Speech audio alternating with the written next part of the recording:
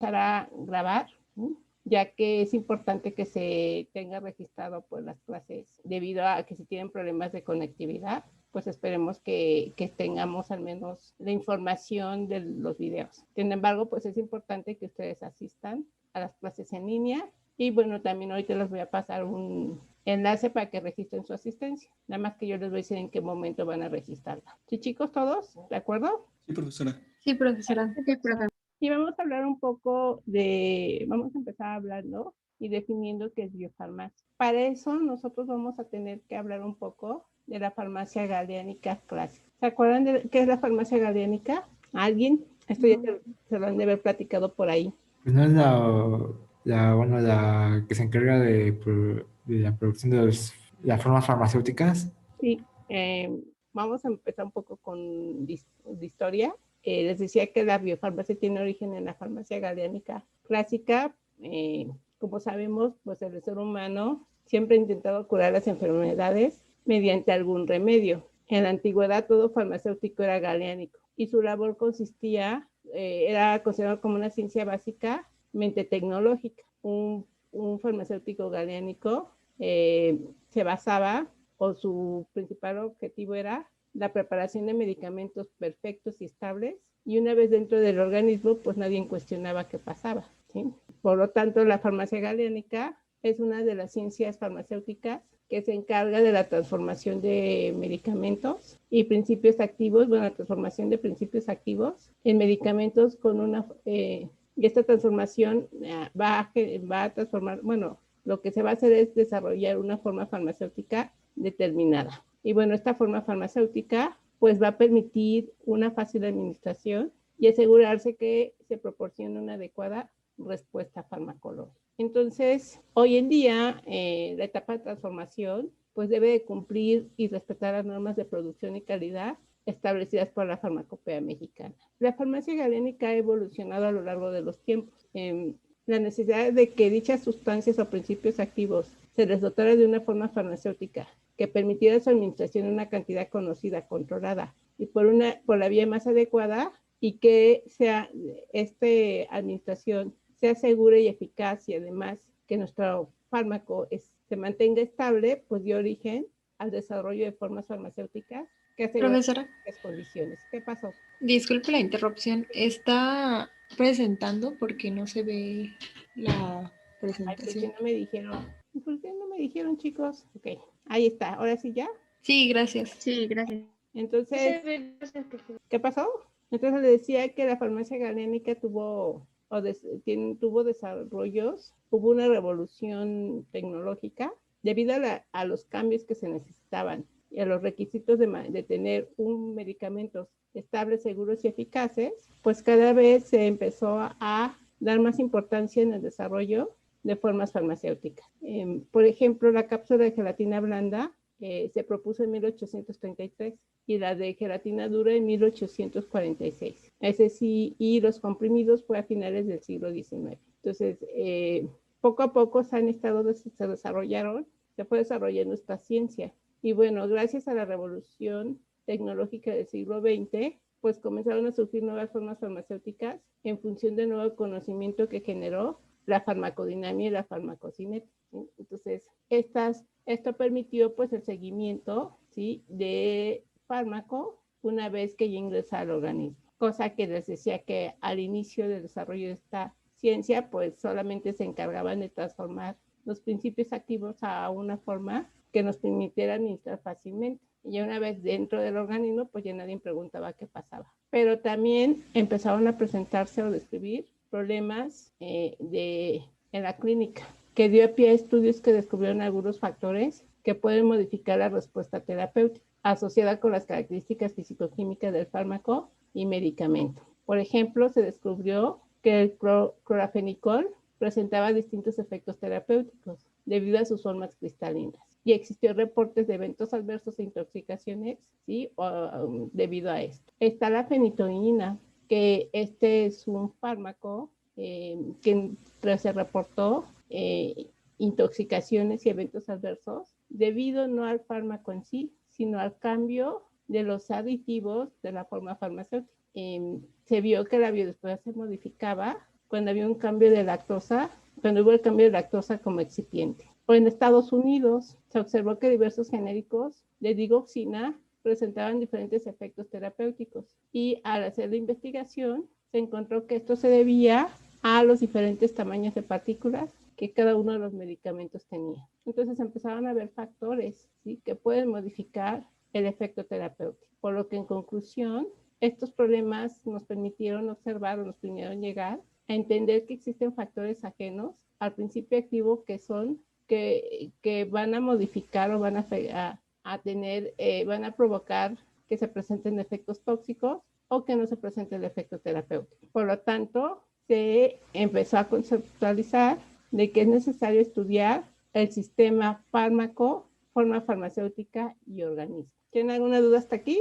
No, profesor. Bueno, en este sentido, ahora sí ya nos perdimos de la primera parte que no les proyecté, pero bueno, solo era la definición de farmacia galiánica. Pero bueno, aquí les presento pues los objetivos del objetivo de la farmacia galiánica, que es generar o producir medicamentos estables, seguros y eficaces. Para esto se debe conocer las propiedades físicas y químicas de los principios activos, así como sus condiciones biológicas que permiten un máximo aprovechamiento terapéutico. De esta manera es posible definir a la farmacia galiánica a partir de su objetivo. Y bueno, para que nosotros podamos garantizar medicamentos estables, seguros y eficaces, pues se dio origen a nuevos contextos científicos. Y en realidad la farmacia galiánica está dividida hoy en día en 3 disciplinas: la biofarmacia, la farmacocinética y la tecnología farmacéutica. Y nosotros en este curso pues vamos a ver estas dos, porque están íntimamente relacionadas. ¿Tienen alguna duda hasta aquí? No, profesora. Bueno, entonces, ¿qué significa la biofarmacia? ¿Sí? Pues como sabemos, en realidad la biofarmacia es una extensión de lo que nosotros reconocemos como farmacia. La farmacia ya sabemos que es encargada, pues esta ciencia está enfocada a la preparación, uso y distribución de los medicamentos, pero al adicionar el prefijo bio, lo que hacemos es ampliar esta ciencia, enfocándonos también a los organismos en los cuales se les va a administrar los medicamentos. Esta disciplina se le da el reconocimiento a la importancia de los procesos de absorción, distribución, biotransformación y eliminación de los fármacos, así como su relación con la eficacia clínica y el impacto de las propiedades físico-químicas en su efecto terapéutico. Varios de ustedes me pusieron conceptos que van más o menos acercando al concepto oficial que existe de biofarmacia. En esta diapositiva les presento otros 2 conceptos de biofarmacia. ¿Sí?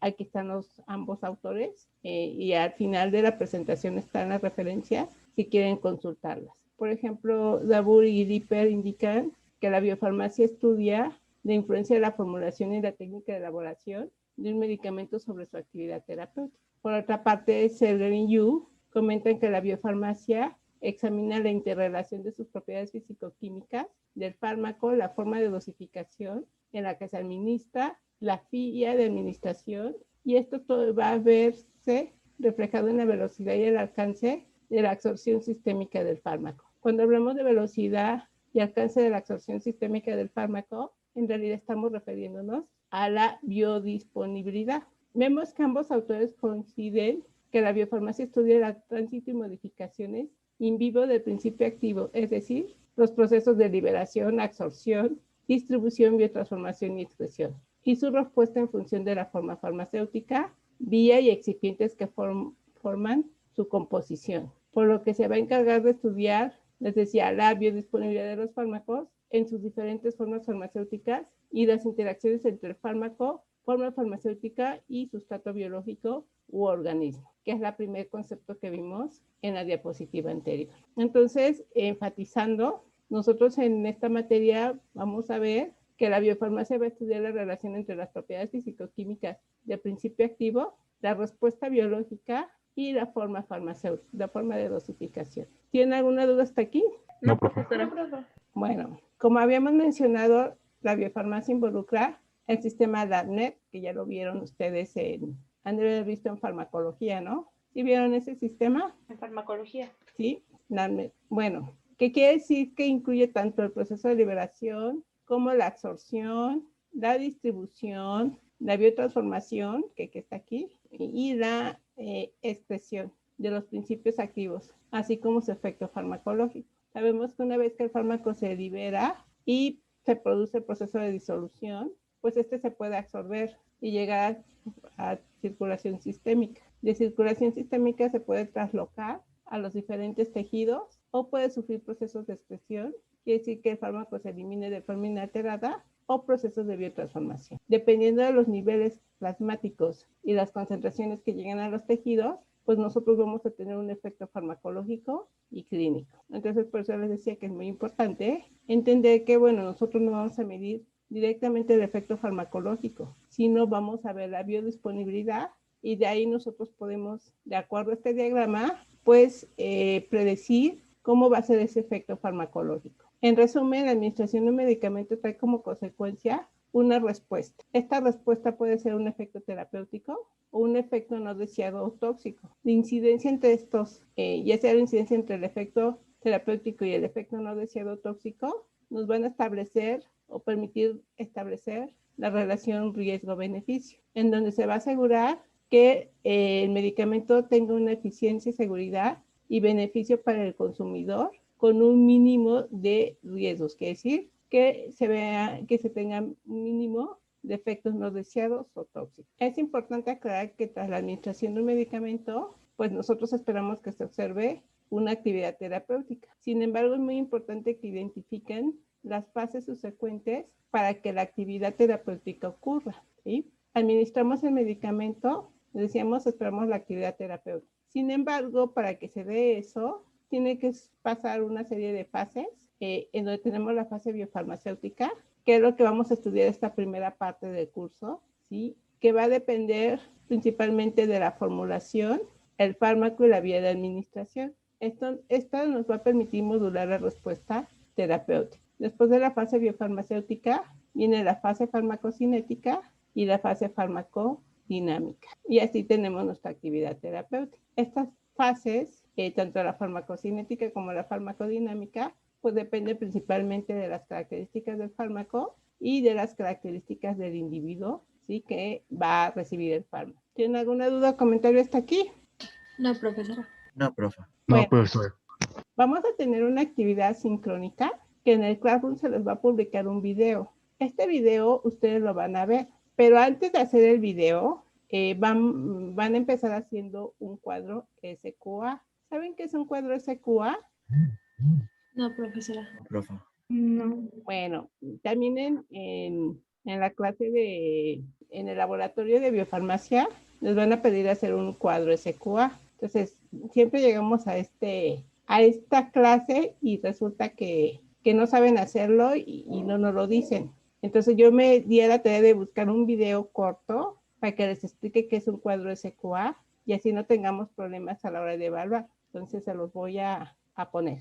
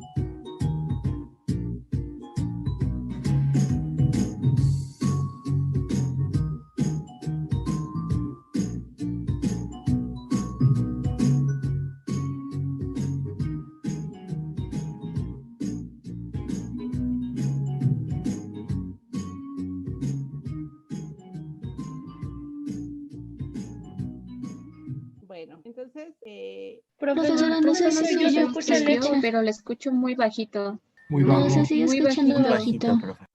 Después Después del del video. Después del video. Después del video, por favor. Sí, un poco más.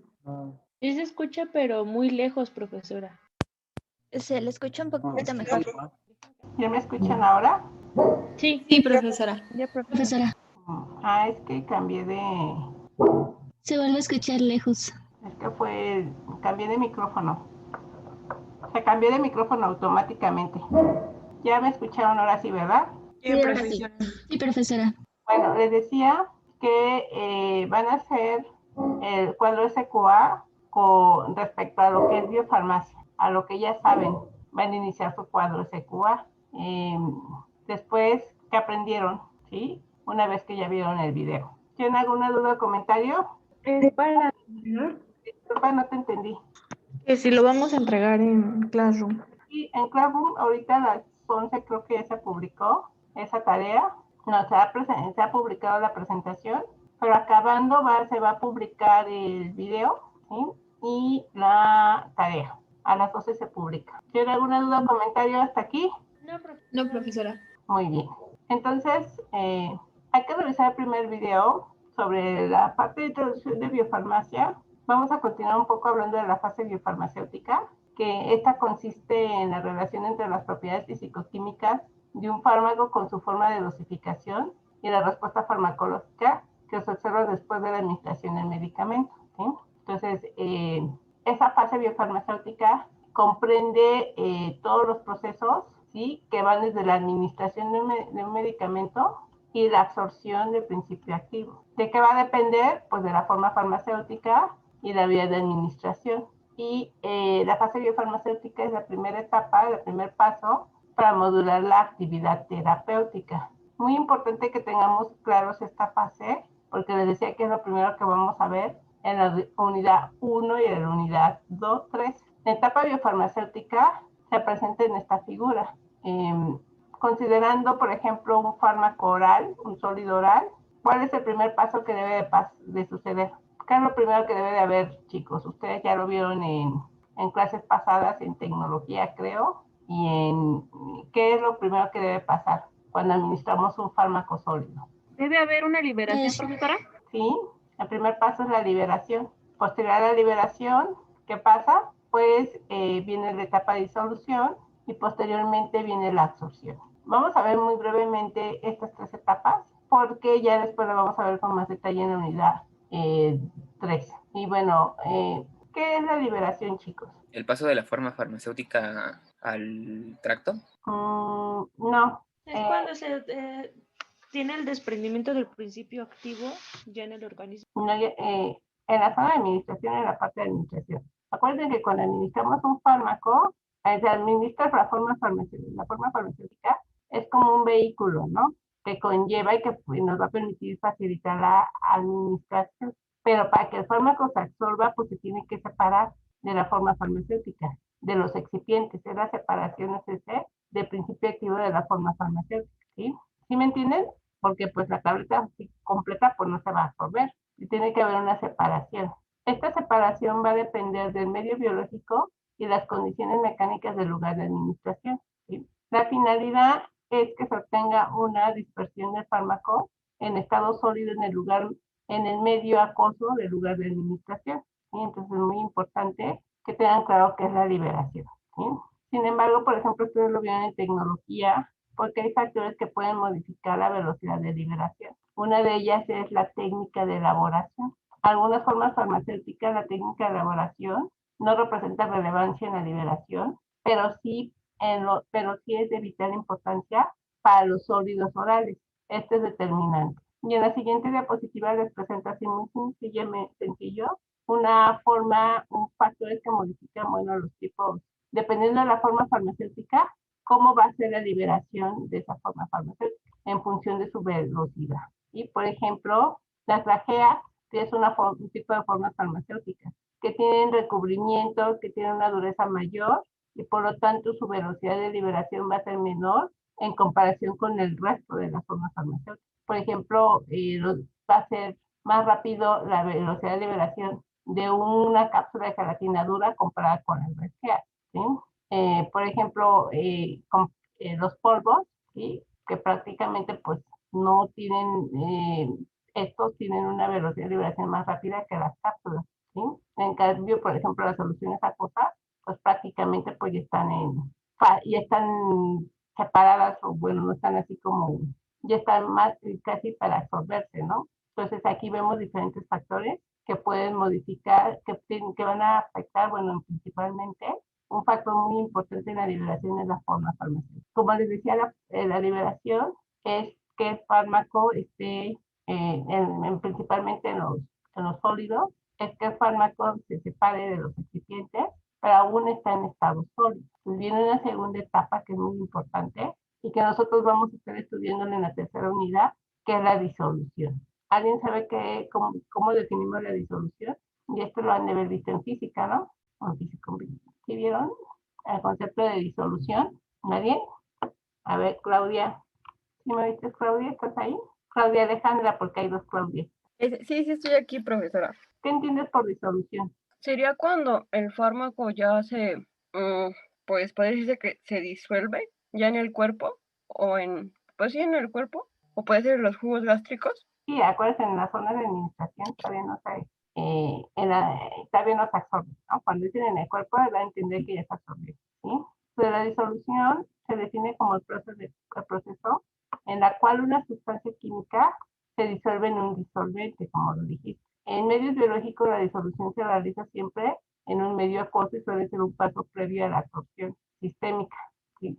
Casi siempre, porque en ciertas van a ver después que hay algunas sustancias muy lipídicas que se pueden absorber por procesos de pinocitosis sin disolución previa. Es lo que pasa con algunas formas farmacéuticas que hoy en día se están desarrollando, que son en forma de micelas y bueno, eso es otra parte, ¿no? Hay que considerar qué tipo de formas farmacéuticas se tiene y se puede pensar que este proceso no se da en algunas formas farmacéuticas, que son exclusivos en sólidos orales. Sin embargo, a veces eso no es cierto, porque por ejemplo las suspensiones, ¿sí? Son sólidos suspendidos. Entonces sí se da un proceso de disolución, ¿sí? Y por ejemplo las formas farmacéuticas que son emulsiones, no se da como tal un proceso de disolución, pero ocurre una extracción del principio activo del sistema de esas matrices oleosas, ¿sí? Entonces, y por ejemplo, las soluciones acuosas que nosotros pensaríamos pues ya están disueltas, ¿no? Pero acuérdense que, por ejemplo, si se administra de forma oral, hay cambios de pH, por lo que puede pasar que esos fármacos, esos principios activos, se precipiten dependiendo del pH, y entonces nosotros vamos a ver que puede haber procesos de redisolución, ¿sí?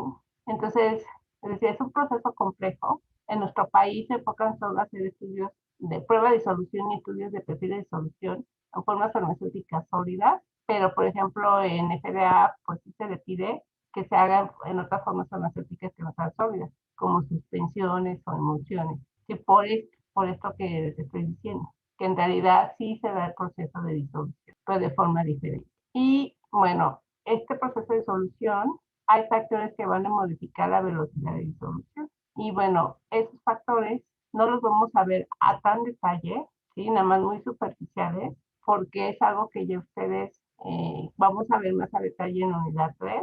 Pero bueno, los principales factores físico-químicos y de formulación que modifican la disolución están en esta diapositiva, que es el tamaño de partícula, el coeficiente de solubilidad, la cristalinidad y la formulación del medicamento.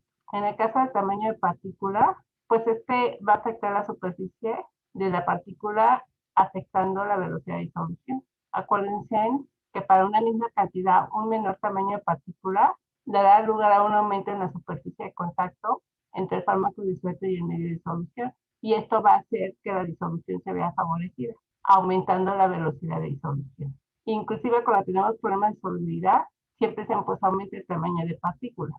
Sin embargo, desventajas es que si yo disminuyo mucho el tamaño de partícula, puedo aumentar su reactividad y su estabilidad se va a ver afectada. Entonces también trae inconvenientes.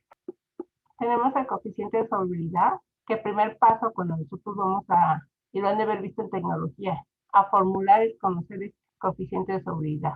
Y bueno, este coeficiente pues también va a depender, entre otros factores, como si la molécula puede o no ser ionizada. Recuerden que fármacos ácidos o básicos se va a ver modificado. Por ejemplo, fármacos básicos se disuelven más rápido en medio ácido, por ejemplo, los gástricos, y ácidos en medios alcalinos. Si se utiliza una sal, ¿qué tipo de sal? Y si su forma es anhidra o hidrata. Y ya les habíamos dicho, las formas anhidras pues son más solubles. Está la cristalinidad, que en esta figura recoge algunas diferentes posibilidades en las que se puede presentar una sustancia en estado sólido. Puede estar en estado cristalino o amorfo. El hábito cristalino y la estructura interna de una sustancia activa puede tener efectos en algunas características, tales como la fluidez y la estabilidad química. Inclusive ustedes esto lo han de haber visto en tecnología. El estado cristalino es la descripción del aspecto externo de los cristales. En el caso de la estructura interna, es la disposición de los elementos dentro del sólido. Una sustancia con la misma estructura cristalina interna puede presentar diferentes hábitos cristalinos en función de las condiciones en las que se cristalizó. Por otro lado, la diferencia de la estructura interna de una sustancia sólida en dos posibilidades. Bueno, y en la estructura interna existen dos posibilidades, que es la cristalina y la amorfa, como les decía.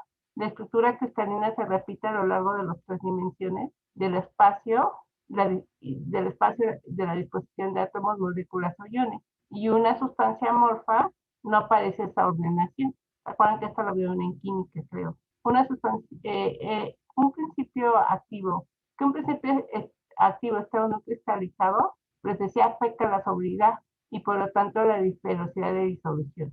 Las formas amorfas por lo general son más solubles que las formas cristalinas, pero las sustancias amorfas son más inestables y tienden a transformarse a cristalinas en un periodo de tiempo más o menos prolongado. Otra peculiaridad importante es que en el caso de las formas cristalinas es la posible formación de polimorfismos, que hoy en día está muy discutido, ¿no? Entonces los polimorfismos pueden presentar distintas características de solubilidad y por lo tanto distintas biodisponibilidades. Y bueno, la forma cristalina decía puede ser una entidad única que traslada en diferentes polimorfismos o también puede estar formado por adultos moleculares. Estos pueden ser no estereoquímicos o estereoquímicos. Y en el caso de los estereoquímicos tenemos los solvatos y los hidratos.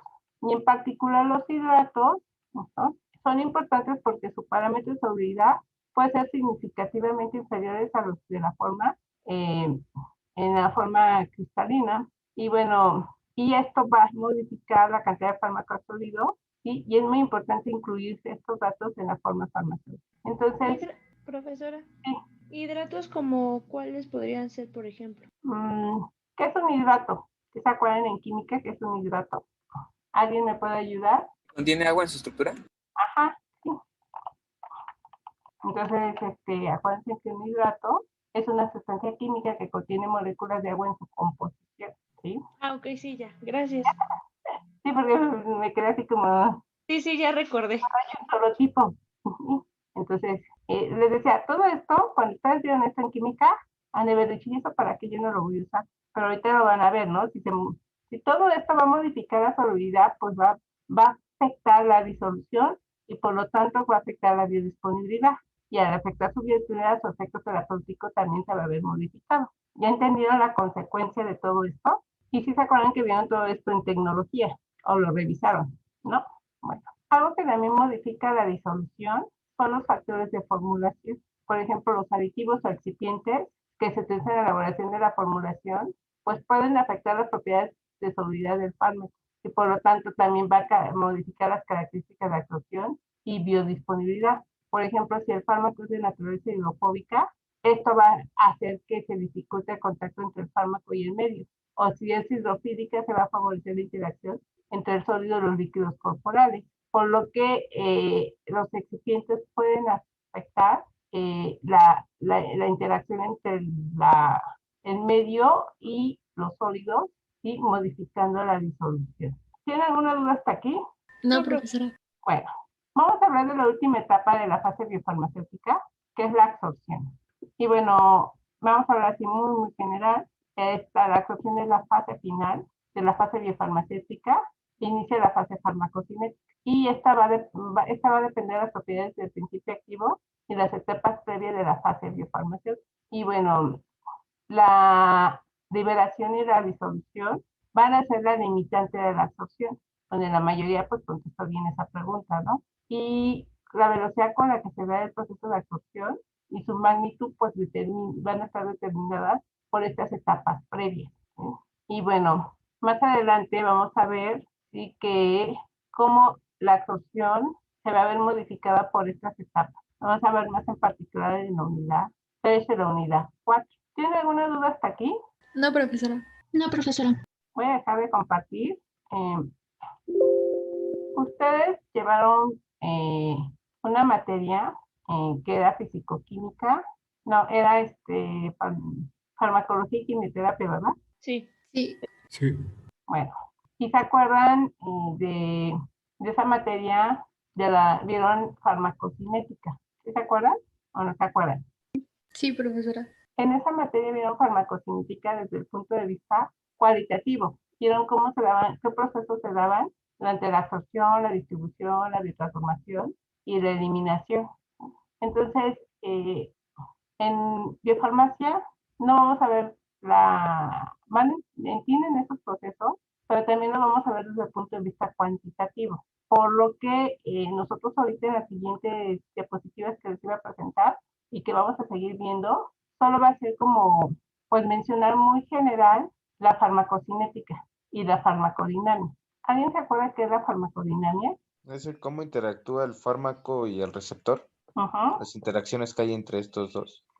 Sí, es la interacción entre el fármaco y el organismo, ¿no? La farmacodinamia estudia los efectos bioquímicos, fisiológicos de los fármacos y su mecanismo de acción para efectuarlos, es decir, los efectos del fármaco en el organismo. ¿Se acuerdan que mediante esta disciplina nosotros podemos responder estas tres preguntas? ¿Cómo se produce el efecto terapéutico? ¿Qué le hace el fármaco al organismo? Es decir, cómo es el mecanismo de acción de este fármaco. Estas acciones farmacológicas se pueden llevar a cabo mediante interacciones entre el fármaco con sus receptores. Acuérdense, entendemos por receptor o biofase aquellas macromoléculas celulares con las que el fármaco se une para iniciar un efecto y provocar una respuesta. Es muy importante, es fundamental hacer notar que los fármacos no crean efectos ni funciones nuevas, tan solo modulan las funciones fisiológicas intrínsecas de una célula, tejido u órgano. Asimismo, el órgano en el que se produce la acción, cuyo efecto se mide, se designa efecto, ¿sí? Se designa como efecto, por lo que la respuesta clínica va a depender de la concentración del principio activo en la biofase. Y esta va a tener una pauta de intensidad y latencia. El efecto que nosotros observamos en el individuo es el resultado de la respuesta farmacológica, ¿sí?, que es lo que decimos de interacción del principio activo con nuestra biofase, y de la respuesta clínica, que recuerden que la respuesta clínica es la cascada de señales que se dan, ¿sí?, después de esa interacción para ver ese efecto. Y esta respuesta clínica pues va a depender tanto del principio activo como de las características del individuo, ¿sí?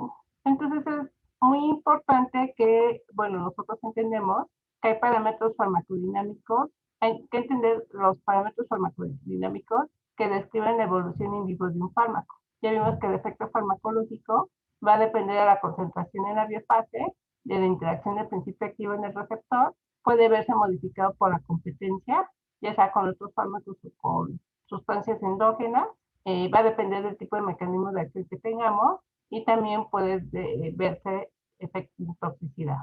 En el caso del efecto clínico, hay factores que pueden modificarlo y también pueden ser ajenas al propio fármaco. Pueden ser variables ambientales, los efectos psicológicos, puede ser que a lo mejor se está dando un medicamento para una enfermedad, pero realmente el diagnóstico es impreciso. Puede haber enfermedades asociadas que van a modificar ese efecto clínico, puede haber una remisión espontánea o la interacción con otros medicamentos. Entonces, todo esto ustedes ya lo revisaron en esa materia. Ahora hay que integrar todo lo que aprendieron en esa materia y ya aplicarlo en esto, en biofarmacia. ¿Sí, chicos? Sí, profesora. En esa materia vieron farmacocinética. ¿Qué se acuerdan que decía que era farmacocinética? Bueno, que este estudia la concentración que hay en cada uno de los sitios en donde se produce el efecto, ya con respecto al tiempo. Eso puede ser. ¿Sí? ¿Qué más? Nada más. Bueno, vamos a dejarlo hasta aquí. Mañana seguimos con farmacocinética. Ahorita voy a dejar de compartir